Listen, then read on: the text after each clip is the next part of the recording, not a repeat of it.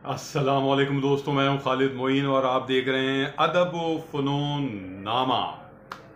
और आज बहुत खुशी का दिन है क्योंकि आज 13वीं आलमी Urdu conference arts council Karachi के ज़ेर एहतमाम शुरू हो चुकी है। ये शुरू हुआ चाहती है। ये एक बहुत खुशकुन खबर है। 13 बरस एक बड़ा तवील अरसा है। 13 बरस आर्ट्स काउंसिल कराची ने बहुत शानदार उर्दू कॉन्फ्रेंसों का एहतमाम किया, जिसमें न सिर्फ पाकिस्तान, न सिर्फ इंडिया, बल्कि पूरी दुनिया के अदीब और शोरा और नाक़िदीन शरीक होते रहे।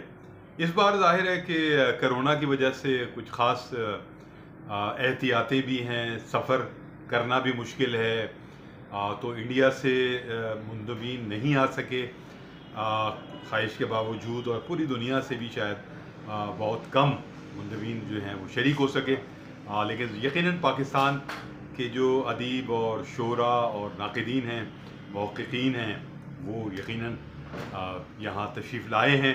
4 रोज़ा ये कॉन्फ्रेंस है और देखा जाए तो इस कॉन्फ्रेंस का जो सेहरा है आर्ट्स काउंसिल के साथ साथ वो वहाँ के जो सदर हैं और बहुत इनकलाबी सदर हैं अहमद शाह, उनके सर जाता है कि उन्होंने तसलसल के साथ एक बहुत मेयारी और एक आलमी सतह की 13 कॉन्फ्रेंसें अब ये 13वीं होने जा रही है। तो ये एक बड़ा बड़ा कामयाबी है अहमद शाह की और आर्ट्स काउंसिल की। और आर्ट्स काउंसिल की जो कराची की आर्ट्स काउंसिल है, ये इससे उसका बहुत ज़्यादा नाम हुआ है, उसका एतबार बढ़ा है, उसकी इज़्ज़त में इजाफ़ा हुआ है। मतलब ये है कि कराची की इज़्ज़त में और कराची के नाम में और कराची के जो अदबी क़द है उसमें इजाफ़ा हुआ है। तो बहुत शानदार शानदार ज़ाहिर है कि मुक़ाले पेश किए गए अब तक, और बहुत शानदार सेशंस हुए हैं शख्सियात के हवाले से भी, किताबों के हवाले से भी, जो इस बार भी होंगे। बहुत सारी नई किताबों की रुनुमाई है इन 4 रोज़ में, और बहुत सारे अहम सेशन हैं जिसमें ख़ास तौर पर 100 साल का जो एक अरसा गुज़र गया है, जैसे उर्दू अफसाना है या उर्दू नावल है या उर्दू नज़्म है, तो इनके जो 100 साल हैं उनका एक तज्ज़िया जो है वो इस कॉन्फ्रेंस में जो है उसके मुख्तलिफ सेशंस में जो है पेश होगा। जोश मली आबादी की एक ताज़ा किताब जो है वो भी इसमें शामिल है, हज़रत अब्बास की भी ताज़ा किताब शामिल है, और बहुत सी अहम किताबें जो इस बरस की हैं, जो कोविड-19 के बावजूद जो है वो सामने आई हैं, उन किताबों की रुनुमाइयाँ हैं, और कुछ शख्सियात के साथ भी गुफ्तगू है।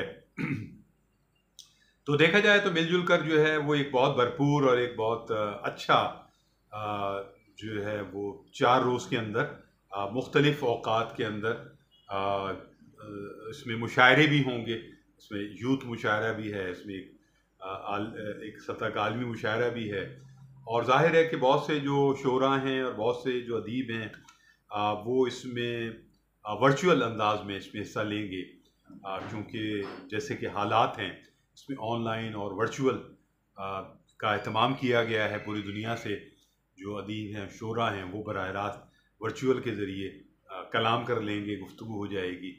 तो वो जो एक कमी का एहसास है वो कम हो जाएगा। ज़िया मोइनुद्दीन साहब का एक ख़ास सेशन हमेशा की तरह है, इसमें रक़्स भी होगा, उसमें मौसीक़ी भी है, अनवर मक़सूद का भी एक ख़ास सेशन है।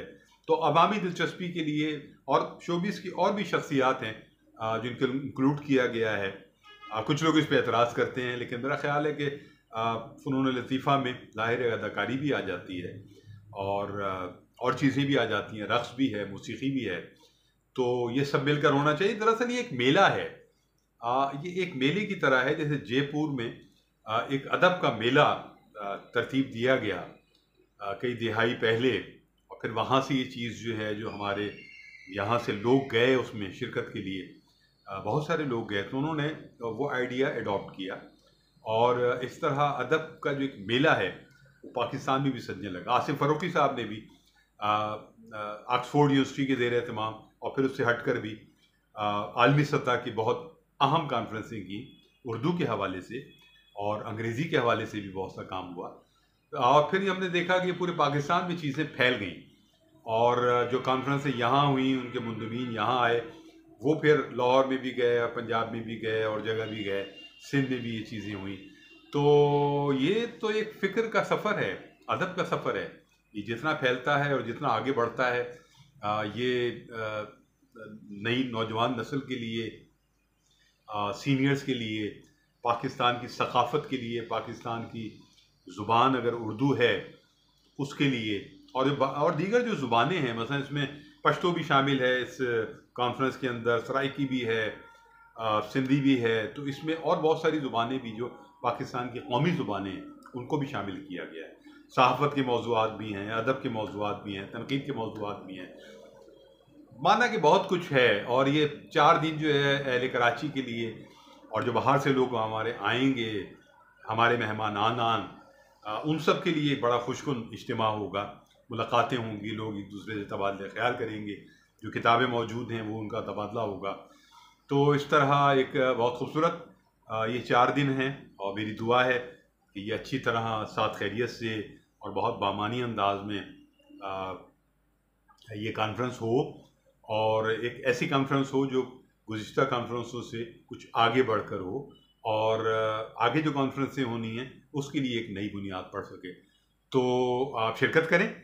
तमाम लोग इसमें शिरकत कर सकते हैं जो अदब से दिलचस्पी रखते हैं, अदब लिखते हैं, जिन तक दावतनामे पहुँचे हैं, जिन तक नहीं पहुँचे हैं।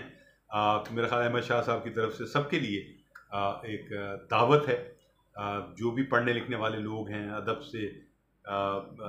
से मोहब्बत करने वाले लोग हैं, वो उसमें शामिल हों और अपनी अपनी पसंद के सेशंस जो हैं और फिर तस्वीरें खिंचवाएँ अपने पसंदीदा अदीबों से, और एक अच्छा वक्त गुजारें, और बहुत हेल्दी जो डिस्कशंस हो रही हैं उनको लेकर आएँ, सोचें और आगे बढ़ें ज़िंदगी।